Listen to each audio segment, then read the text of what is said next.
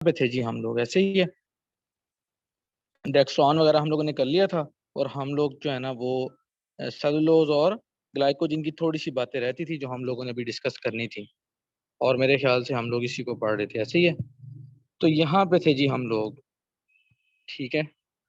और हम लोगों ने क्या क्या बातें रह गई थी जी हमारी, ठीक है। हमने कहा था कि ज़्यादा कॉम्पैक्ट होता है, ज़्यादा ब्रांच होता है, इसके अंदर अल्फा 1 6 बॉन्ड ज़्यादा होते हैं, ठीक है।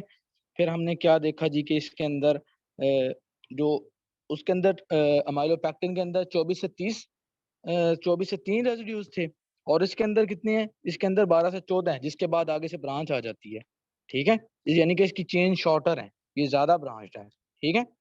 जिन लोगों ने प्रीवियस लेक्चर नहीं भी सुना, तो कोई मसले की बात नहीं है, आपको पूरा लेक्चर समझ आएगा, ठीक है। सिर्फ हम लोगों ने कल किए थोड़े से पॉइंट्स हैं, ये क्लियर करने हैं। तो वैसे भी आप लोगों को ये बातें पता है, ठीक है। अच्छा जी, तो ये बातें कल कल वाली थी जो आप लोगों को समझ आ गई, ठीक है। फिर हमने क्या कहा था कि ग्लाइकोजन जो है इसका एलिमेंट्री पार्टिकल को हम क्या कहते हैं, बीटा पार्टिकल, ये बात पता होनी चाहिए, बीटा पार्टिकल, ठीक है। इसके अंदर जो है ना वो 55,000 ग्लूकोज के रेजिड्यूज हैं, 55,000, ठीक है, with about 2,000 non reducing ends. मतलब ये तो चलो ठीक है, बात समझ आ गई कि 55,000 ग्लूकोज रेजिड्यूज हैं, नॉन रिड्यूसिंग एंड किसे कहते हैं। ये देखो जी, अब यहाँ पे कोई यूनिट बना नहीं हुआ, चलो मैं आप लोगों को बताता हूँ। एक मिनट, यहाँ पे आपको स्ट्रक्चर ही नहीं बनी बनी, ये देखें। अब मुझे बताएं कि सपोज अब अमाइलोपेक्टिन से ही हम लोग इस बात को समझ लेते हैं। सपोज अब ये कार्बन नंबर 1 कार्बन नंबर 6 के साथ जुड़ी हुई है, ठीक है। हमने पढ़ा कि ये जो स्ट्रेट चेन है, ये किसके अंदर, ग्लाइकोजन के अंदर कितने कार्बन की कितने कितने यूनिट्स की है, 12 से 14, जो कि इसके अंदर अमाइलोपेक्टिन के अंदर 24 से 30 की है, ठीक है। अच्छा, अब उसने एलिमेंट्री पार्टिकल के अंदर क्या कहा कि 55,000 का ग्लूकोज का एक बीटा पार्टिकल बनता है, और उसके अंदर उसने कहा कि विद 2,000 नॉन रिड्यूसिंग एंड्स। तो ये आप मुझे बताएं, ये क्या, ये रिड्यूसिंग एंड है या नॉन रिड्यूसिंग एंड है, बताएं बताएं बताएं। ऑब्वियसली नॉन रिड्यूसिंग एंड है, ठीक है ना, क्योंकि रिड्यूसिंग एंड तो ये है जो कि कार्बन 6 के साथ जुड़ गया है। तो नॉन रिड्यूसिंग एंड जो है वो ये है, ठीक है, क्योंकि इसके पास कोई पोटेंशियल एल्डिहाइड ग्रुप नहीं है, ऑब्वियसली पोटेंशियल कार्बन तो आपकी कार्बन नंबर 1 है। तो इन एंड्स को हम क्या कहते हैं, क्या कहते हैं, नॉन रिड्यूसिंग एंड, तो उसकी वो बात कर रहे हैं, ठीक है। ये बात भी आप लोगों को पता चल गई। अच्छा जी, फिर मैंने आप लोगों को कल एंड पे ये कहानी सुना रहा था कि आपका जो है ना ग्लाइकोजन फास्फोराइलेज जो होता है वो जनाबे वाला क्या करता है आपके, बड़ी सेकंड ईयर की कहानी है, लेकिन यहाँ पे जो कि इसने लिखा हुआ है तो इसलिए बता रहा हूँ, ठीक है। कि ग्लाइकोजन मैंने कल बता दिया था, अलबत्ता एक दफा जल्दी जल्दी अब दोबारा दोबारा बता रहा हूँ कि ये जिस तरह ये है ना, जब ग्लाइकोजन को तोड़ना होता है ना, जब हम हाइपोग्लाइसीमिक स्टेट में होते हैं और हमने अपनी बनी हुई ग्लाइकोजन को यूज करना है ताकि हमें ग्लूकोज मिले, ठीक है, क्योंकि हम इसको बना क्यों रहे हैं, क्योंकि ये हमारा रिजर्व है, ठीक है। हम इसको एनिमल स्टार्च इसलिए कहते हैं कि हमारा रिजर्व ये है, हमारी स्टोरेज कार्बोहाइड्रेट ये है, ठीक है। तो हमने इसको तोड़ के इससे एनर्जी लेनी है। और हमने एक और बात भी पढ़ी थी कि, ठीक है ना, ठीक है, कि नियासिन कंटेनिंग जो है ना ग्लाइकोजन फास्फोराइलेज जो होता है वो इसको तोड़ता है। लेकिन मैंने आप लोगों को एक एक्स्ट्रा कुछ बातें बताई कि जब तक 4 मॉलिक्यूल रह जाते हैं ना तब तक वो तोड़ता है ग्लाइकोजन फास्फोराइलेज। उसके बाद कौन तोड़ता है, उसके बाद ग्लाइकोजन डी ब्रांचिंग एंजाइम तोड़ता है। हत्ता के ग्लाइकोजन डी ब्रांचिंग एंजाइम की 2 डोमेन्स होती हैं, दो, ठीक है। एक वो डोमेन होती है जब 4 रह जाते हैं ना, तो फिर वो तोड़ना शुरू करता है, तीन तीन रेसिड्यूज को उसको उसकी एक डोमेन तोड़ती है। फिर जब आखिरी रह जाता है ना, आखिरी, ठीक है, उसको फिर उसकी एक और डोमेन आके तोड़ती है। वो जो आखिरी वाला फिर मॉलिक्यूल निकलता है ना, बिल्कुल आखिरी वाला, ये जो जिसने इसके साथ 1 6 लिंकेज बनाया हुआ है, वो सिर्फ वो फ्री ग्लूकोज के तौर पर निकलता है। बाकी सारे जो हैं वो ग्लूकोज 1 फॉस्फेट की सूरत में निकलते हैं। बाकी सारे जो हैं वो ग्लूकोज 1 फॉस्फेट, यानी कि ये सारे जब इन्होंने टूटना है ना, इन्होंने ग्लूकोज 1 फॉस्फेट बन बन के टूटना है, ग्लूकोज 1 फॉस्फेट। लेकिन जो जो आखिरी वाला होना है उसने कैसे निकलना है, उसने फ्री ग्लूकोज के तौर पर निकलना है, ठीक है। बस इतनी सारी बात है बाकी, ठीक है ना। बाकी आपको पता है आयोडीन टेस्ट के साथ में रेड कलर देना होता है, ठीक है। अच्छा जी, फिर मैंने आपको टायर्स वाली बात भी बता रहा था अभी तक कि जो है ना इसकी बाया को ऑलमोस्ट 12 टायर्स बनती हैं, ठीक है ना। और उसके अंदर हमने क्या कहा था कि जो आउटर टायर्स होती हैं उनमें तो ब्रांचिंग साइट्स होती हैं इनर टायर्स में, लेकिन आउटर टायर्स में क्या होता है, ब्रांचिंग साइट्स नहीं होती, ठीक है। इसके लिए मैंने आप लोगों को फिर एक पिक्चर भी सेंड की थी जिसके अंदर मैंने आपको वो टायर सारी बनी हुई थी, ऐसे ऐसे टायर्स बनती हैं जो आउटर वाली होती हैं, उनके अंदर ब्रांच नहीं बन रही होती, ठीक है। अच्छा जी, तो ये सारी बातें किसके बारे में लिखी हुई हैं? बीटा पार्टिकल के बारे में, ये वाली बात, सारी बातें कि इसका 11 नैनोमीटर डायमीटर होता है, इसका इतना मॉलिक्यूलर वेट होता है, कोई 10 मिलियंस के, ऑब्वियसली अब 55,000 जो उसके अंदर मॉलिक्यूल हैं, ठीक है? तो एक ग्लूकोज का कितना होता है? 180 ग्राम होता है, तो 180 को इससे मल्टीप्लाई करो, वो जाएगा मिलियंस में। और इसको आप इलेक्ट्रॉन माइक्रोस्कोप से देख सकते हो, किसको? बीटा पार्टिकल की बात हो रही है, ठीक है? कायद वाली बात भी बता दी। अच्छा जी, फिर ये कि अल्फा रोजेट, इसको पढ़ना होता है। तो 40 बीटा पार्टिकल जब क्लस्टर टुगेदर होते हैं तो अल्फा रोजेट बनता है, ठीक है? 40 बीटा पार्टिकल के मिलने से क्या बनता है? अल्फा रोजेट, ठीक है? बात समझ आई? एक मिनट। अच्छा जी, ठीक है। अच्छा जी, फिर उसके बाद जनाबे वाला क्या बात है? ईच, ठीक है ना? In glycogen molecule 92% of linkages are of 1,4 and 8% जो लिंकेजेस होते हैं वो 1,6 वाले होते हैं, ठीक है ना? 8%, ठीक है? अच्छा, अब आप लोग मुझे एक सवाल का जवाब दोगे, वो ये है कि जो मैंने आप लोग को इतनी जो मैंने कहानी बताई कि इन सब ने जनाबे वाला अल्फा ग्लूकोज 1 फॉस्फेट की फॉर्म में निकलना है, सिर्फ वो जो जिसने 1,6 लिंकेज बनाया हुआ है उसने किस तरह से निकलना है? फ्री ग्लूकोज की सूरत में उससे निकलना है। तो अब आप लोग मुझे बताएं कि रेशो मुझे बताएं ग्लूकोज 1 फॉस्फेट और फ्री ग्लूकोज वाले की। चलो चलो चलो, जिस बच्चे ने मुझे रेशो बता ली ना, रेशो का मतलब ये है कि कितने मालिक्यूल जो है ना वो उसके निकलेंगे ग्लूकोज 1 फॉस्फेट के, और फिर जनाबे वाला और ग्लूकोज फ्री ग्लूकोज के कितने मालिक्यूल्स निकलेंगे। कितने निकलेंगे ये नहीं बताना, रेशियो बतानी है। फिर रेशियो में आपको पता है फिर ऑब्वियसली, ठीक है ना? रेशियो बतानी है। चलो बताओ बताओ बताओ, कोई बच्चा है जो मुझे रेशियो बता सके? यहाँ पे अब देखो, आप लोगों ने शायद बता ही ले कोई ना कोई अच्छा बच्चा। यहाँ पे देखो, अब जब अल्फा 1,4 के लिंकेजेस ही 92% है, पहले तो यहाँ से देखो, ये जो यहाँ पे ब्रांच निकल रही है, सिर्फ ब्रांच वाले पॉइंट पे अल्फा 1,6 बॉन्ड ऐसे ही है ना?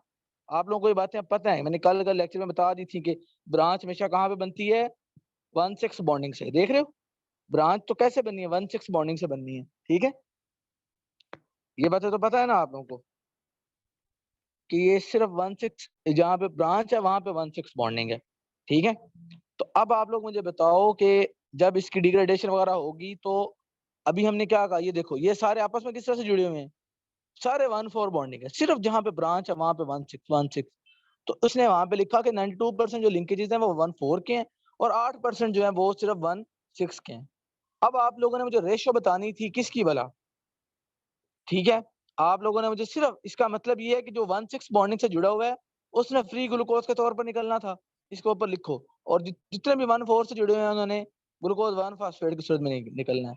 तो मैंने आप लोगों से रेशो पूछी है, तो वो रेशो है 8:1, यानी कि ये 8 निकलेंगे, ठीक है? और ये उसका नाम क्या, ठीक है ना? चलो बहरहाल इस बात को छोड़ दो आप लोग, ठीक है ना? एम एक्स्ट्रा बात है, ठीक है ना? फिर आप लोग कहोगे कि ठीक है ना? बस यानी कि ये बातें आपको समझ आ गई सारी जितनी बताई हैं, ठीक है? फ्री ट्री लाइक स्ट्रक्चर ही बन रहा है ना, ठीक है? Undergoes phosphorylation, obviously glucose 1 phosphate की सूरत में निकल रहा है, ठीक है? चलो ठीक हो गया। यहाँ से ये भी मैंने आप लोगों को बता दिया था कि एन एसिटाइल डी ग्लूकोसामीन जो होता है ना वो काइटन का होता है, और सेकंड अब सेलुलोज के बाद सेकंड अबंडेंट यही है। अब ये सारा मैंने बता दिया ना, अब सेलुलोज की बातें कुछ थोड़ी बहुत रहती थी। चलो जी आ जाओ, ये भी फिर सुन लो, ठीक है? यहाँ से हमने क्या क्या पढ़ लिया था कि हमने पढ़ लिया कि सेलुलोबायोस यूनिट जो है ना डाइसैकेराइड के बन के वो आपस में सारा वो सेलुलोबायोस जो होता है ना, ठीक है? पहले तो हमने पढ़ा कि ग्लूकोज जो है वो बीटा फॉर्म में होती है, ठीक है? बीटा फॉर्म में। फिर हमने देखा कि इसके अंदर बीटा बॉन्ड है। फिर हमने देखा कि काइटिन के अंदर भी बीटा बॉन्ड है। ऐसे ही देखा था ना हमने, बीटा 1,4 लिंकेज, वही जो ग्लूकोज के अंदर था, वही जो सेलुलोज के अंदर है, इसके अंदर भी बीटा बॉन्ड ही है। ये मोस्ट अबंडेंट है, सबसे ज्यादा अबंडेंट है, और वो सेकंड मोस्ट अबंडेंट है। ये बातें भी हम लोगों ने पढ़ ली थी, ठीक है? सिर्फ ये था कि अंदर से कुछ एक दो बातें भी रहती थी, ये भी मैंने बात बता दी थी कि फाइबर वाली, कि ये इसने फूड की आपकी एपेटाइट को सेटिस्फाई करने के लिए करना होता है, ठीक है? ठीक है जी। बाकी ये है कि जनाब वाला आपके हर्बीवोर्स के अंदर क्या सीन होता है कि उनके अंदर बैक्टीरियाज होते हैं जो कि सेलुलोज को क्या करते हैं, ये देखें माइक्रो ऑर्गेनिज्म सिम्बियोटिकली रह रहे होते हैं जो कि सेलुलोज सीक्रेट करते हैं, जिसकी वजह से फिर हर्बीवोर्स उसको यूज कर पाते हैं। हर्बीवोर्स खुद नहीं, हर्बीवोर्स के पास खुद भी सेलुलोज नहीं होता, कहने का मतलब ये है। ठीक है, चलो जी, ये सारी बातें आप लोगों को मैंने बता दी थी। सिर्फ अब एक बात थी जो मैंने आप लोगों को नहीं बताई थी, वो बोला क्या बात मैंने छुपाई रखी है आप लोगों से, वो ये थी कि बीटा कॉन्फ़िगरेशन की वजह से परमिट करता है कि ये बहुत ही स्ट्रेट और लीनियर चेन्स बनाए। ये तो हमने रट्टा मार लिया, पढ़ लिया कि लीनियर चेन्स बनाता है। ठीक है, हमने पढ़ा ना कि अनब्रांच होता है। ठीक है ना, हम लोगों ने फिर ये भी याद रखना कि मैरिन एनिमल्स में भी होता है, प्लांट्स में तो होता ही है ना सेलुलोज। ठीक है, लेकिन ये मैरिन एनिमल्स में, तो हमने अभी यहाँ पे एक बात पढ़ी कि अनब्रांच होता है, इसके अंदर बीटा वन, यानी कि आपने देखा यार, आपका ग्लाइकोजन भी ब्रांच है, आपका उसका नाम क्या है वो भी माइलोपेक्टिन भी ब्रांच है, लेकिन इसके मौके पर आके एक तो हम लोग कह रहे हैं कि इसमें बीटा लिंकेज है, फिर हम लोग कह रहे हैं कि अनब्रांच है, तो कुछ ना कुछ तो शायद लिंक हो सकता है ना। तो उसकी अब वजह देखें। ठीक है, तो ये बीटा कॉन्फ़िगरेशन जो है ना, ये इसको परमिट करती है कि लीनियर चेन्स बनाए। फिर वो लीनियर चेन्स जो है वो फिर उनकी पैरेलल ऐसे चेन्स बनती हैं सारी लीनियर, ऐसे ऐसे parallel parallel parallel parallel chains बनती हैं, उसकी वजह से जो फाइबर्स बनते हैं वो बड़ी हाई टेंसाइल स्ट्रेंथ के बनते हैं। ठीक है ना, उससे जो ठीक है ना, पैरेलल चेन्स होने की वजह से give rise to fibrils that have high tensile strength. लेकिन अब सवाल ये है कि बीटा कॉन्फ़िगरेशन जो है ना वो कैसे आपके, इसका नाम क्या है, लीनियर चेन्स के अंदर कैसे हेल्प करती है। ये देखो, अब इधर आओ, देखो देखो देखो, यहाँ पे क्या है, ये अल्फा बॉन्ड है ना। अब आपका ये समझ लो, ये चेन है, एक ये चेन है। ठीक है, समझ लो ये चेन है, समझ लो इस बॉन्ड को छोड़ दो एक दफा, समझ लो भाई ये ग्लूकोज की एक चेन है ना, अल्फा। ठीक है, अब अब बाकियों के अंदर माइलोपेक्टिन और ग्लाइकोजन के अंदर देखो, उनके अंदर OH नीचे है, तो इस वजह से यहाँ से जो कार्बन 6 है उसके ऊपर Ca2OH होता है, यहाँ पे OH होता है, तो ये बॉन्ड बन जाता है। जबकि उसके अंदर तो ग्लूकोज है ही बीटा वाला, तो उसका OH ही ऊपर होगा उसका। ठीक है ना, किसका, सेलुलोज का, उसका OH ही ऊपर होगा, तो वो कैसे बॉन्ड करेगा। ठीक है ना, बात समझ आई। तो वो फिर नीचे वाली चेन के साथ तो नहीं ना बॉन्डिंग कर पाएगा, क्योंकि उसका OH ऊपर, इसका इसका CH इधर, तो वो फिर इस वजह से जो है ना वो बॉन्ड्स इन प्रॉक्सिमिटी नहीं आते, जिसकी वजह से वो लीनियर चेन्स बनती हैं। समझ आ गई बात की। चलो जी, अब हमारा ये सारे, अब मैं आप लोगों को बता दूं कि हमने क्या क्या पढ़ लिया और हमने इससे मजीद क्या पढ़ना है यहाँ से, इस चैप्टर से। अब बस हम लोगों ने इस चैप्टर से मजीद जो पढ़ना है वो यहाँ से ये टॉपिक पढ़ना है, जो मैं आप लोगों को फिर कभी पढ़ाऊंगा। ठीक है, म्यूसिलेजेस वाला।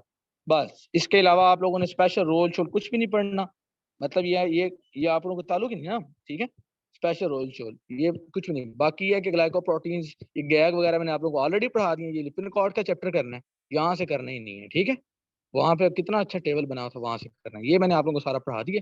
ठीक है, ये डेक्सिन वगैरह और ये सारा। ठीक है, पॉलीसेकेराइड्स और ये सारे डाइसेकेराइड्स और ये सारे। ठीक है, यहाँ से फर्मेंटेशन वगैरह ये सारा मैंने करा दिया आप लोगों को। ठीक है, रिड्यूसिंग एक्शन वगैरह, यहाँ मैनिटोल वगैरह। बाकी ये जो पेजेस हैं फजूल किस्म के हैं, लेकिन यहाँ से मैं आप लोगों को करवाऊंगा जरूर। ठीक है, फिलहाल नहीं, क्योंकि इतना इंपॉर्टेंट नहीं है, तो इसलिए मैं फिलहाल एक दफा रोक रहा हूँ। भाई एक दफा हम पहले इंपॉर्टेंट चीज पढ़ लेना, मैं फजूल आप लोगों को कपाता रहा हूँ। ठीक है, अच्छा जी, अब जरा आ जाए एक इम्पोर्टेंट चीज पे। क्या है जी हमारी इम्पोर्टेंट चीज, हमारा लैक्टोज इंटॉलरेंस वाला यूक्यू। ठीक है, कहाँ गया भाई,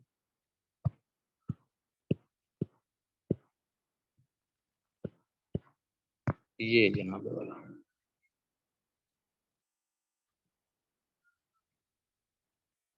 फिर इंशाल्लाह ताला हम अपनी नेक्स्ट मीटिंग में लिपिड स्टार्ट करते हैं। ठीक है, अब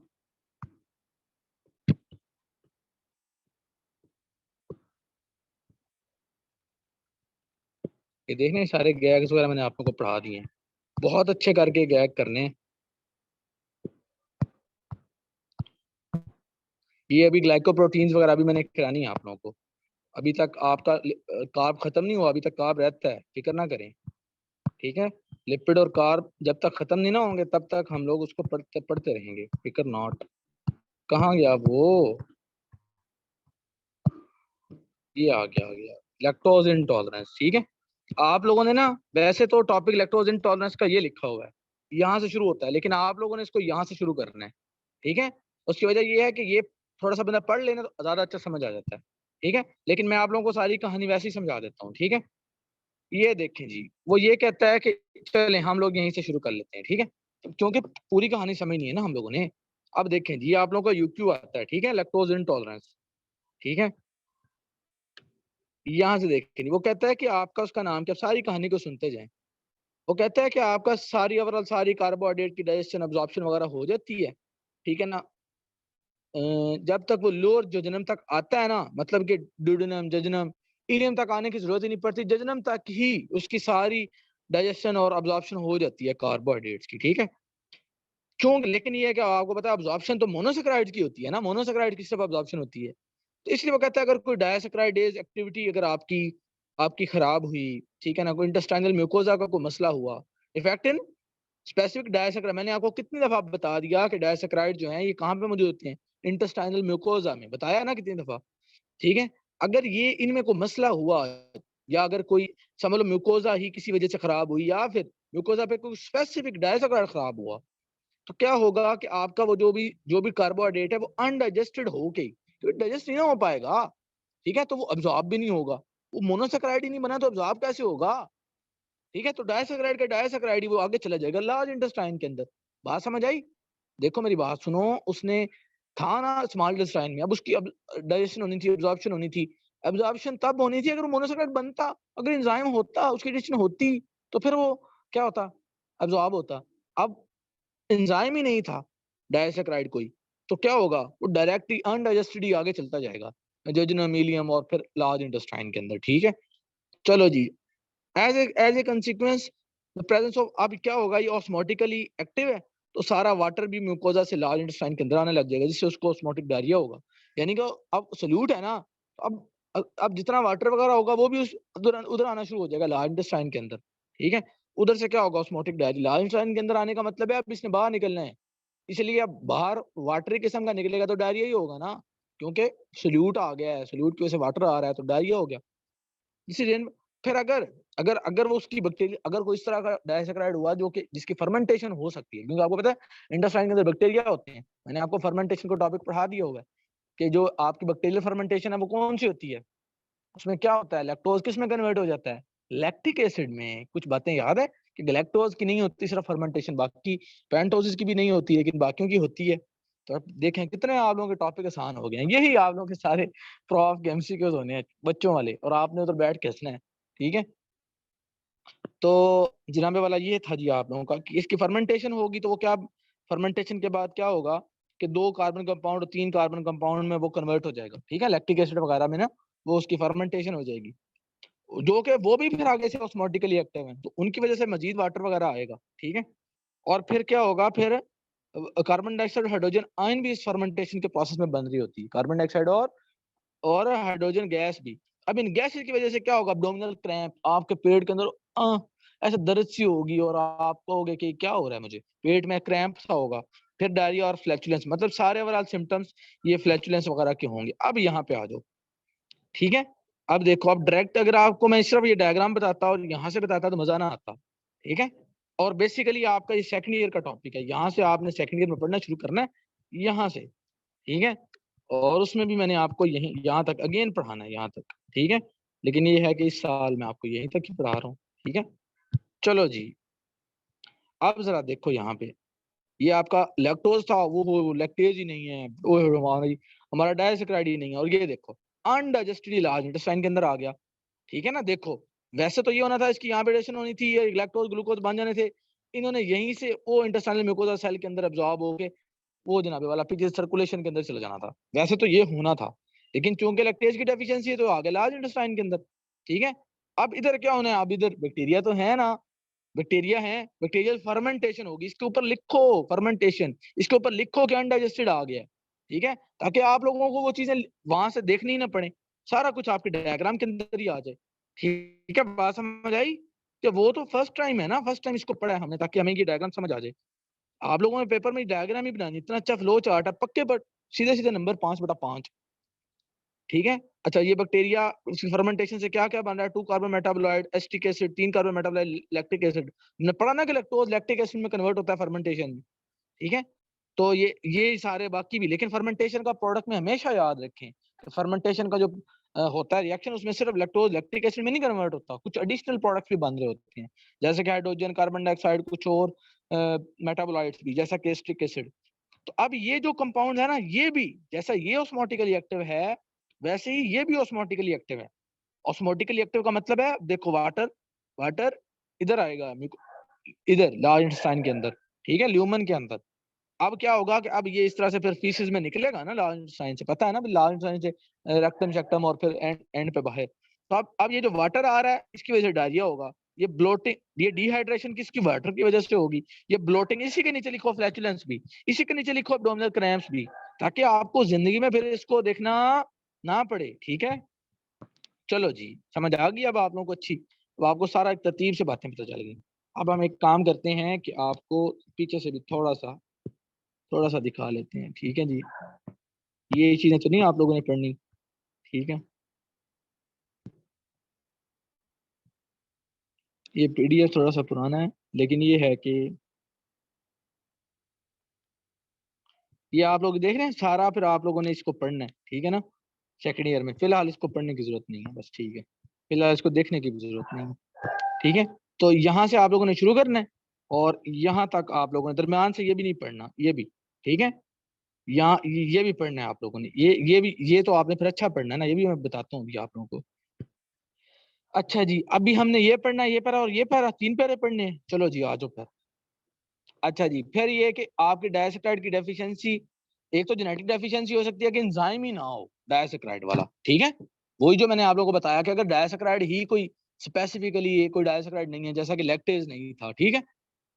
एक तो ये हो सकता है कि जेनेटिक डेफिशिएंसी हो, और क्या हो सकता है, और ये हो सकता है कि इंटेस्टाइनल डिजीज हो, आपका म्यूकोजा में इनको मसला हो, इंटेस्टाइन की डिजीज हो, ठीक है। उससे ये है कि आपका कोई म्यूकोजा वगैरह में मसला हुआ हो, ठीक है। आपके आपने माल न्यूट्रिशन, आपने खाने, आप माल न्यूट्रिशन है, ठीक है। आपने कोई ड्रग्स ली हैं जिससे म्यूकोजा आपकी इंजर्ड हो गई है, मतलब ये है कि किसी भी वजह से, ठीक है, हो सकता है। सिर्फ यही नहीं, डायस्क्राइड नहीं है तो जेनेटिक डेफिशिएंसी है, ठीक है। लेकिन ये है कि और भी मसले हो सकते हैं, आपकी माल न्यूट्रिशन हो सकता है, आपका उसका नाम क्या, इंटेस्टाइनल डिजीज। असल में माल न्यूट्रिशन पता है क्यों होती है, मैं मेरी अब बात सुनो। माल न्यूट्रिशन में का ये मतलब है आप दूध पीते ही नहीं हो, आपका एंजाइम कम होना शुरू हो जाता है। आप दूध पीते ही नहीं हो तो आपका बेसिकली तो ये लैक्टोज आपको पता है एक्सक्लूसिवली इन द मिल्क होती है, बेसिकली है ही मिल्क की, ठीक है ना। तो मसला यही है कि अगर आप दूध शुद्ध नहीं पीते तो आपका एंजाइम कम होना शुरू कर देता है। फिर यही वजह है कि जो लोग दूध शुद्ध नहीं पीते वो जब दूध पीने की गलती कर लें तो फिर वो पेट पकड़ के बैठ जाते हैं, क्रैम्प्स और फ्लैचुलेंस की वजह से। समझ आ रही है, ठीक है ना, कि फ्लैचुलेंस और क्रैम्प्स इसी के आगे लिखो, प्लीज इसी के आगे लिखो कि इन गैसेस की वजह से ये ब्लोटिंग और उसको एब्डोमिनल क्रैम्प्स होंगे, ठीक है, ताकि आप लोगों का टॉपिक आपका यहीं पे कवर हो जाए। और ये रीजंस हैं कि आपकी जेनेटिक डेफिशिएंसी हो सकती है, आपका मतलब रीजन भी तो पता होने चाहिए ना कि क्यों हमारा एंजाइम डेफिशिएंट हुआ है, ठीक है। तो इस तरह से ये आपकी रीजंस होगी, ठीक हो गया। माल न्यूट्रिशन, हर लफ्ज का पता चल गया, ड्रग्स की वजह से क्या होता है, आपकी म्यूकोजा डैमेज हो सकती है, और सारी अब्जॉर्प्शन वगैरह सारे एंजाइम्स तो म्यूकोजा के अंदर होते हैं, ठीक है। अब्जॉर्प्शन तो वहीं से होनी है ना। Brush border enzymes rapidly loss in severe diarrhoea. अब ये बड़ी प्यारी सी बात है, ये लोगों को समझ नहीं बात आती कि आपको ब्रश बॉर्डर एंजाइम्स ही ना टेम्पोरेरी तौर पर उनकी कमी हो जाती है जब आपको डायरिया होता है, सीवियर डायरिया, ठीक है। तो ये brush border enzymes rapidly loss हो जाते हैं with causing a temporary acquired enzyme deficiency. इसलिए डायरिया के केस में प्लीज इतनी रोटियां नहीं खानी, रोटी छोटी नहीं खानी डायरिया के केस में, ठीक है। उस केस में थोड़ी हल्की सी खुराक लेनी है, क्योंकि आपके आपके एंजाइम्स वगैरह क्या होते हैं, उनकी एक्वायर्ड एक दफा डेफिशिएंसी हुई होती है, इसीलिए कहा जाता है कि उसमें थोड़ा सा हल्की चीज खाएं, ठीक है। ये बात समझ आ गई? अच्छा जी, चलो जी, समझ आ गई। इसलिए जो है ना, इसलिए वो कहता है कि अगर एक बंदा ऑलरेडी डायरिया से सफर कर रहा है और वो ऊपर से जनाबे वाला दूध और वो बाकी चीजें पीता है, तो वो उसको तो ऑब्वियसली जो है ना, वो उसको तो मजीद ये मसला होगा ही सही ना, ठीक है।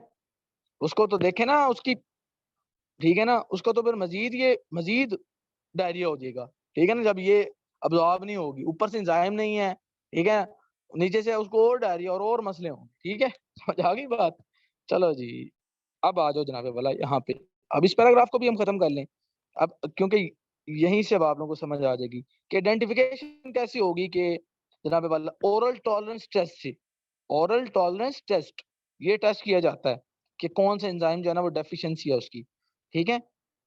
विद इंडिविजुअल डायसेक्राइड्स, इंडिविजुअल का मतलब ये है कि सपोज आप क्या करोगे, आप उस बंदे को लैक्टोज दोगे, अगर तो वो इसके अंदर लैक्टेज नहीं है तो उसके अंदर क्या होगा, उसके अंदर हाइड्रोजन गैस प्रोड्यूस होगी, ठीक है, ये हाइड्रोजन गैस जो है ना ये फिर ब्रीथ के अंदर चली जाती है, can be breath in the, can be, भाई वैसे तो नहीं ना हाइड्रोजन गैस होती है हवा में आपकी सांस में, लेकिन अब इस बंदे की आप देखोगे तो इसके अंदर कार्बन डाइऑक्साइड वैसे ही होती है ना, तो इसलिए उसको तो आप कैसे उसको कैसे देखोगे, ठीक है, तो इसलिए स्पेसिफिकली आप हाइड्रोजन का टेस्ट करते हो, ओरल टॉलरेंस टेस्ट करते हो, ठीक है, बात समझ आ गई कि इसमें करते क्या है, मेजरमेंट ऑफ हाइड्रोजन गैस, ठीक है ना, in the breath is reliable test for determining the amount of ingested not absorbed by the body, ठीक है ना, which is metabolized instead, metabolism उसका हुआ है by intestinal flora, ये वही intestinal flora का क्या मतलब है, intestinal bacteria ने इसकी मेटाबॉलिज्म कर दी है, मेटाबॉलिज्म का मतलब फर्मेंटेशन हुई है उसकी, मेटाबॉलिज्म तो हुआ है ना उसका, ठीक है, लेकिन ये है कि उसकी एब्जॉर्प्शन नहीं हुई, ठीक है ना, measurement hydrogen in the breath is reliable test for determining the amount of ingested carbohydrate not absorbed by the body, ठीक है, जो कि absorb नहीं हो सका, absorb नहीं हो सका का मतलब है कि वो डाइजेस्ट नहीं हो सका, एंजाइम नहीं था, ठीक है, लेकिन ये है कि उसकी क्या हो गई, उसकी मेटाबॉलिज्म हो गई, इंटेस्टाइनल फ्लोरा ने पकड़ के उसकी फर्मेंटेशन कर दी, ठीक है, बात समझ आ गई पूरी तरह से कि आप क्या कर रहे हो, ओरल टॉलरेंस टेस्ट कर रहे हो आप उसको, ठीक है ना, आप उसके हाइड्रोजन गैस को मेजरमेंट कर रहे हो ब्रीथ के अंदर, ठीक है,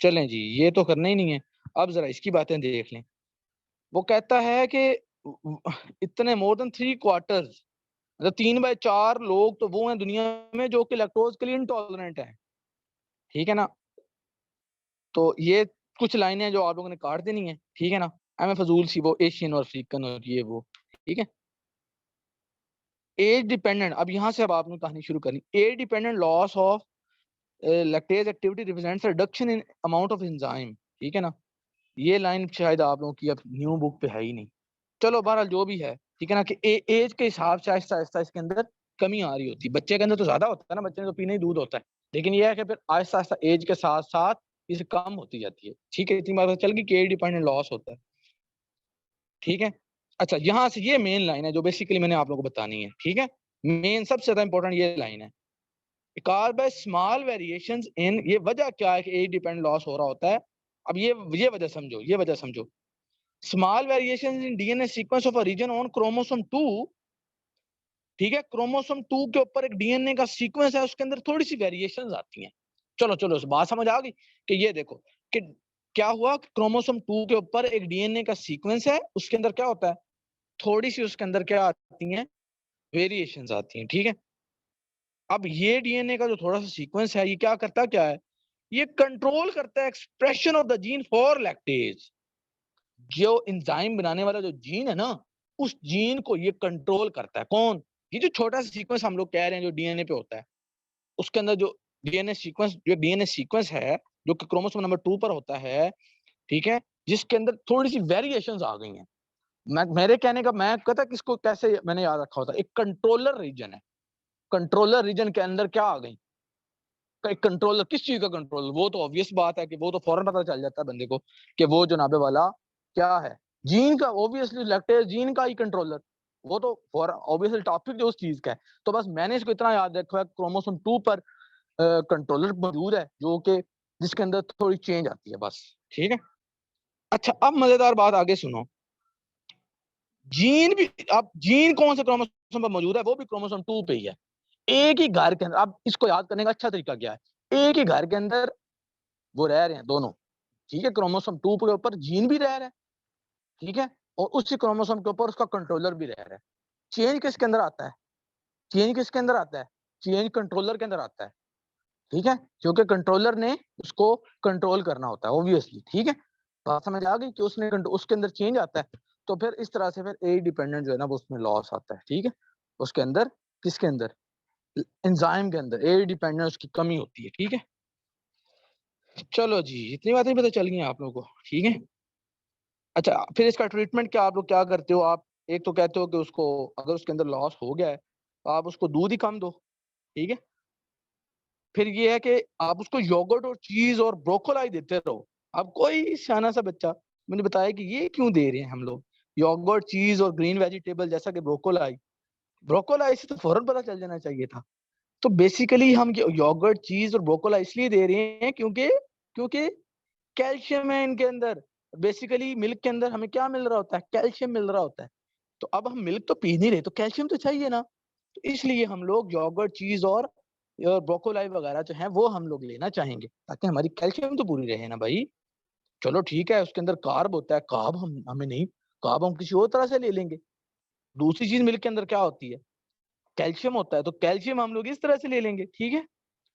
अच्छा जी, टू देखा तो to ensure adequate calcium intake. फिर मजीद एक तो इसका तरीका ये है कि आप मिल्क कम कर दो जबकि ये चीजें लेते रहो, ठीक है। दो बातें हो गई। तीसरा तरीका आपने क्या करना है? लैक्टेज ट्रीटेड प्रोडक्ट्स लेनी है आपने। लैक्टेज ट्रीटेड का मतलब है जिसके अंदर आपने लैक्टेज खुद डाला हुआ हो, लैक्टेज ट्रीटेड, ठीक है। और to take lactase in pill prior to eating, खाने से पहले फिर लैक्टेज की पिल ले लो ताकि लैक्टेज आपके अंदर आ जाए, ठीक है। अच्छा, फिर आगे ये, अब ये सारी बातें आप लोगों को पता चल गई कि लैक्टेज इन पिल फॉर्म ले लो, लैक्टेज ट्रीटेड प्रोडक्ट ले लो, ठीक है। तो उसका नाम क्या है, या फिर आप ये सारी बातें, ठीक है। Loss of lactase in the form of, अच्छा जी, अब ये देखो, वो कहता है loss of lactase is the norm. अब ये नॉर्म हो गया है for the most of the world adults, ठीक है ना। अब ये बिल्कुल, अब मतलब ये कोई वो नहीं रह गया। तो use of the term lactase hypolactia, adult hypolactasia, ठीक है, for lactose intolerance is becoming more common, ठीक है। मतलब ये कि जो आप कह रहे हो ना, ठीक है ना, आप ये कहना शुरू कर दो कि अडल्ट हाइपोलैक्टेजिया, कि भाई ये तो अडल्ट के अंदर होता ही हाइपोलैक्टेजिया है, उसके अंदर होता ही है लैक्टोज कम है, लैक्टेज उसके अंदर ना होता ही कम है। तो इसलिए भाई नॉर्म बन गया है ना कि कम होना ही होना है, होना ही होना है, सबके अंदर ही होना है, ठीक है, ज्यादातर के अंदर हो जाना। तो आप वो कहते हैं कि नॉर्म ये बन रहा है अब, इज बिकमिंग मोर कॉमन,